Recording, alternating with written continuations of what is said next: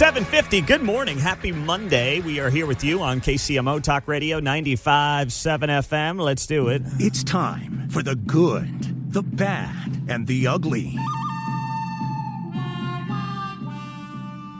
All right, let's start with the good. I have been drinking, or I guess I should say sipping, J. Rieger's Kansas City whiskey since I got to Kansas City almost a decade ago, and I finally got a chance to tour their distillery on Saturday night. It was a Christmas gift from Kate to myself, and I'll tell you what, it was fantastic. If you get a chance to get up there, you got to go to the East Bottoms. It's not exactly a convenient place to necessarily go to, but if you can get over there and tour the distillery and check it out, it is, first off, a very successful small business, medium business, whatever you want to call it, in Kansas City. They're now in 26 states around the country with their whiskey, and I learned a lot about it.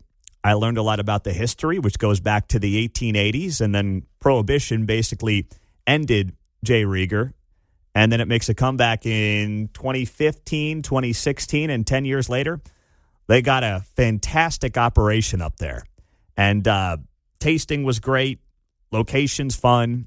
So if you get a chance, head on up there and make sure you check it out because I thoroughly enjoyed it. And I don't know, I'm not a big, tour the winery place, but for some reason with a distillery, I got a kick out of it. I thoroughly enjoyed it. So head on up there and do that if you haven't done it yet. It's a hour tour, and it's a fantastic time. I may bring John and Mark in the new year just for another tasting, if nothing else. Plus, I want to see John after the tasting of the 135 proof whiskey that we got to try. Or you might water it down a little bit. Mark will water it down. I know that much. John will go straight for it. I'll drive you home, John. Deal? Does that work for you? Oh, I've got those 5 bypasses, so just clean right out. You in, Mark? I'm in. I'm looking at this bottle right here with it looks like the Plaza lights on it. It looks kind of cool. I didn't see that one. Holiday edition, it says. Well, they had a whole holiday theme going there. They had a women's choir there as we were walking out. They were pretty good. So they were rocking and rolling. Very festive atmosphere. That wasn't a women's choir. That was just the group of crosswalk guards after the tasting. They enjoyed it quite a bit. You get that 135 proof in you, man. Mm-hmm. It's not a lot. Don't worry. They don't, overload you or anything like that. But, that'll put some hair on your chest. I'll say that much. Everybody's singing after that. Everyone's singing after 135 proof whiskey. Yeah. No kidding. No kidding. Unbelievable. But it was great and a good local business, of course, to support here in Kansas City.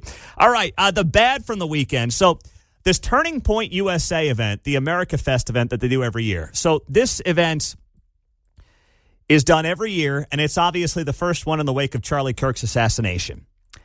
And I just thought everything I saw on social media did not look good. A lot of infighting. Tucker Carlson's going after Ben Shapiro. Shapiro's going after this. I mean, it was just like everyone's fighting with each other. I thought it was a bad look when the movement and the party right now is not in a very good place and potentially could be on the verge, I hope I'm wrong, of getting its clock cleaned in these midterms. But, I'm going to call it like it is. But that's not what I'm going to highlight here. This was just uncomfortable. So Nicki Minaj was there speaking. She's become a supporter of the president. She's sitting there talking with Erica Kirk, and she says this that is very uncomfortable when she uses the word assassin. And you have amazing role models like the assassin. Let's start it again. And you have amazing role models like the assassin, J.D. Vance, our vice president. And when I say that, trust me. There's nothing new under the sun that I have not heard, so you're fine. You have to laugh about it, truly. I have been called every single thing, and you know what? God is so good, you let it roll right off your back. And this is what's so beautiful about this moment, because if the internet wants to clip it, who cares? I love this woman. She's an amazing woman. She has a soul and a heart for the Lord. And Words are words, but I know her heart, and it doesn't even matter. And you say what you want to say because I know your heart. I will not judge that. Sister. Thank you. Well, that's awkward. Nicki Minaj sitting next to Erica Kirk, whose husband was assassinated, calling J.D. Vance an assassin. Now, Erica handled it beautifully. She handled it like a total pro. God bless her. She's amazing. But Nicki Minaj was not thinking that one through. Whoops. That was awkward. But really kind of highlighting what was, I think, kind of a strange weekend for the entire event, unfortunately, because I want them to have tremendous success. And J.D. Vance was really good in his speech last night, but there was too much just infighting and who's going to grow their podcast audience on saying this or saying that and going viral against one of their own. It was bizarre.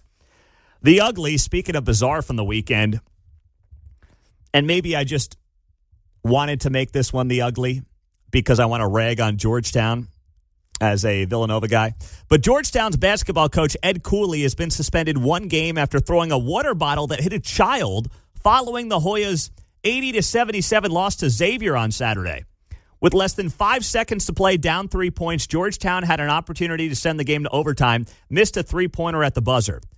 Cooley chucked what appeared to be a plastic water bottle into the stands, and video shows the bottle hitting a mother and a child sitting a couple of rows behind the Hoyas bench. What are you doing, man? You're a 56-year-old grown man at a basketball game as the head coach you're the multi-million-dollar head coach of the Georgetown Hoyas, throwing a water bottle like a petulant child. You would punish your 7-year-old for acting like Ed Cooley. What an embarrassment. He has been suspended, which is the right thing for Georgetown to do.